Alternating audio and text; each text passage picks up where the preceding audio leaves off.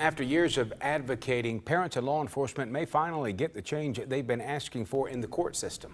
Bipartisan legislation announced yesterday would end the automatic adult prosecution of 16 and 17-year-olds in North Carolina. WWY anchor Hannah Patrick tells us who this would affect and why it's taken so long to get here.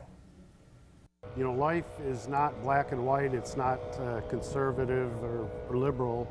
It's generally gray. For 22 years, Rodney Robbins has been advocating for that gray area because of his son, Justin. He was a teenager, 16, 17 years old.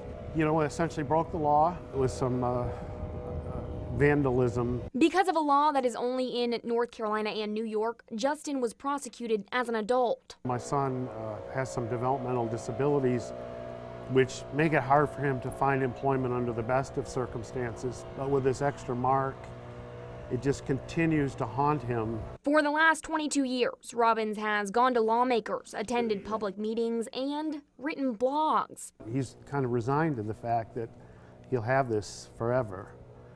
And I tell him, no, we're not going to give up. It's a law District Attorney Ben David has also spent years trying to get changed. I think one reason that it's taken this long is adequate funding. But after years of failed bills, years of fighting, a glimpse of hope. What I admire the Chief Justice for is he's gone straight to the legislature and said, here's what it's going to take. While David says this new proposal has a good chance of passing, there are certain things that will never change. We are going to continue to hold people fully accountable for violent crimes, things like sex offenses and murder, and unfortunately very young people commit those crimes. And while this proposal may never change anything for the Robbins family, it's the change in law he's been fighting for. It might not affect my son, but it'll affect somebody else's son. In Wilmington, Hannah Patrick, WWAY News.